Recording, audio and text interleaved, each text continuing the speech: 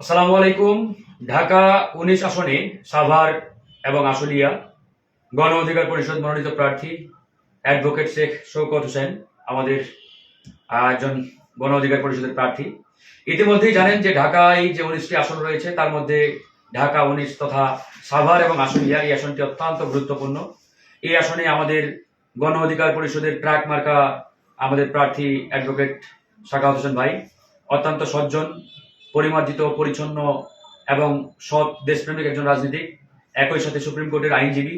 আপনারা জানেন যে বিগত সময়ে এই সাভার এলাকায় যারা এমপি কিংবা মন্ত্রীর দায়িত্বে ছিলেন এরা মূলত সাভার এবং আশুলিয়াকে জনগণের কল্যাণে তেমন কোনো ভূমিকাও রাখতে পারে নাই, সাভার আশুলিয়ার উন্নয়নে তেমন কাজও করে নাই।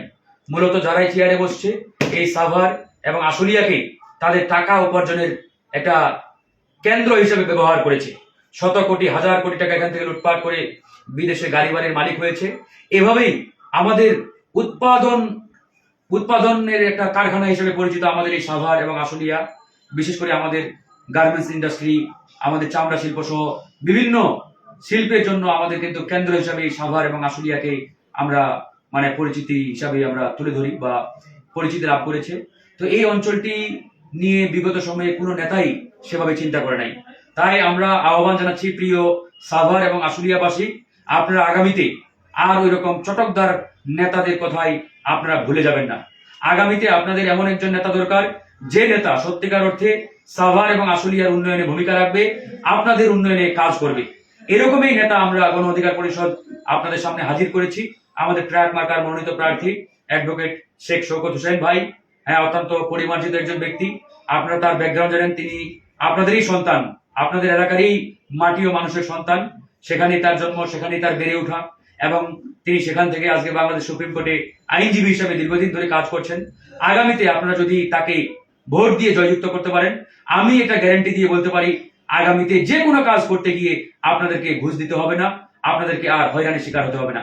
সরকারি কিংবা বেসরকারি যে কোনো ধরনের কাজ কিংবা আপনাদের অধিকার আদায়ে আপনারা আমাদের এই প্রার্থী তথা সাখাওয়াত হোসেনকে সবসময় কাছে পাবেন। যে কোনো প্রয়োজনে ওনাকে ডাকবেন, উনি হাজির হয়ে যাবে। এই জন্য আমি আপনাদের প্রতি আবারও আহ্বান জানাচ্ছি, আসুন পরিবর্তনের জন্য ট্রাক মার্কার পাশে দাঁড়ান। ট্রাক মার্কা নিয়ে ইনশাআল্লাহ আমরা আগামীতে আপনাদেরকে একটি সুন্দর আমরা সাভার এবং আশুলিয়া উপহার দেব। একই সাথে এটাও বলে রাখি, গণ অধিকার পরিষদ এককভাবে ৩০০ আসনের নির্বাচনের লক্ষ্যেই আমরা আমাদের প্রার্থিতা দিয়েছি এবং আমাদের প্রার্থীরা কাজ করছে। এখন পর্যন্ত ১০৪টি আসনে আমাদের মনোনয়ন বৈধ ঘোষণা করা হয়েছে। বাকি আসনগুলোতেও যারা আমাদের প্রার্থী রয়েছে তারা লড়াই করছেন। আমরা আশা করি আমাদের বৈধ প্রার্থীরা আগামী ত্রয়োদশ জাতীয় নির্বাচনে ট্রাক মার্কা নিয়ে নির্বাচনে অংশগ্রহণ করবে এবং তারা ইনশাআল্লাহ জনগণের ভোটে আগামীতে বিজয় লাভ করবে। গণ অধিকার পরিষদের সভাপতি জনাব নুরুল হক নূর, সেও আমাদের দলীয় প্রতীক ট্রাক মার্কা নিয়ে পটুয়াখালী ৩ আসন থেকে নির্বাচনে অংশগ্রহণ করছেন।